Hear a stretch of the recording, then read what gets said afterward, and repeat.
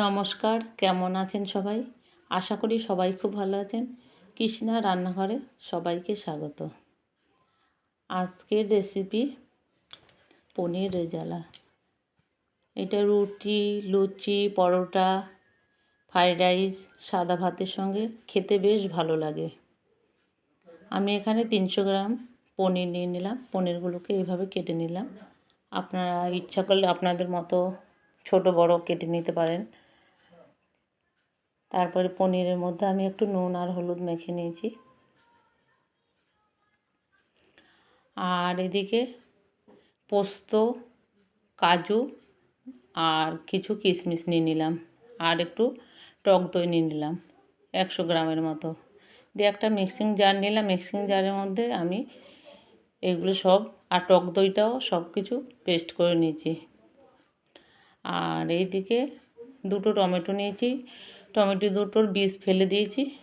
দিয়ে টমেটো দুটোকে পেস্ট করে নিলাম।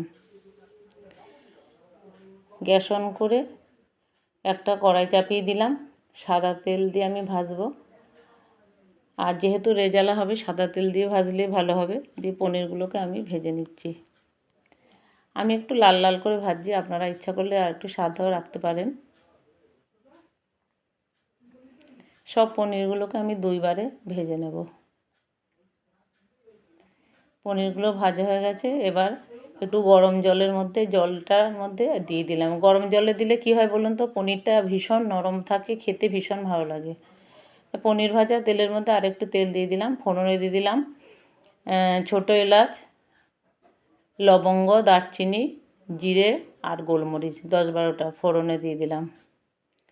দিয়ে ফোড়নের কালারটা দেখুন একটু বাদামি হয়ে এসছে আর সুন্দর একটা গন্ধ বেরোয় যখন ফোড়নটা ভাজা হয়। দিয়ে পেস্ট করা টমেটো আর সঙ্গে 2টো কাঁচা লঙ্কা দিয়েছিলাম আর একটু আদা দিয়েছি। দিয়ে এই সঙ্গেই এবার ভালো করে কষিয়ে নিচ্ছি। স্বাদ মতো একটু নুন দিয়ে দিলাম আর অল্প একটু হলুদ দিয়ে দিলাম আর জিরে গুঁড়ো, ধনে গুঁড়ো আর লঙ্কা গুঁড়ো দিয়ে দিলাম। দিয়ে আবার একটু জল দিয়ে খুব ভালো করে কষিয়ে নেব। আবার 3-4 মিনিট খুব ভালো করে কষিয়ে নিলাম। কষানোটা দেখুন হয়ে গেছে, তেলটা বেরিয়ে গেছে। এবার পেস্ট করা কাজু, কিশমিশ, তার পোস্ত, দই এগুলো সব একসঙ্গে পেস্ট করে রেখেছিলাম। এবার গ্যাসটাকে একদম সিম করে দিতে হবে।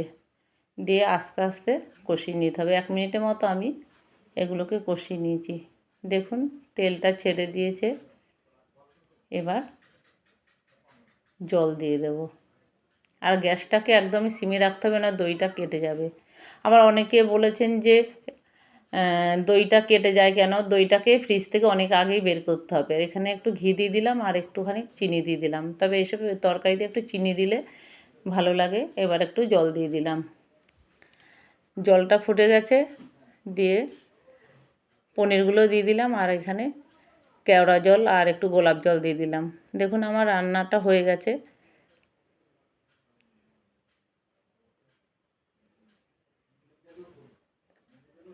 আপনারা একবার এইভাবে রান্না করে দেখবেন, আশা করি খুব ভালো লাগবে আর খুব ভালোও হয়েছিল খেতে।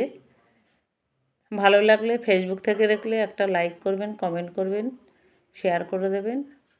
আর ইউটিউব থেকে দেখলে আমার ইউটিউব চ্যানেলের নাম কৃষ্ণা রান্নাঘর, আমার চ্যানেলটিকে সাবস্ক্রাইব করে নেবেন। তাহলে সবার আগে আপনাদের কাছে আমার নতুন নতুন রান্নাগুলো পৌঁছে যাবে। সবাই ভালো থাকবেন, সুস্থ থাকবেন, সাবধানে থাকবেন। সবাইকে অনেক অনেক ধন্যবাদ। আপনাদের সঙ্গে দেখা হবে আবার পরের কোনো ভিডিও নিয়ে।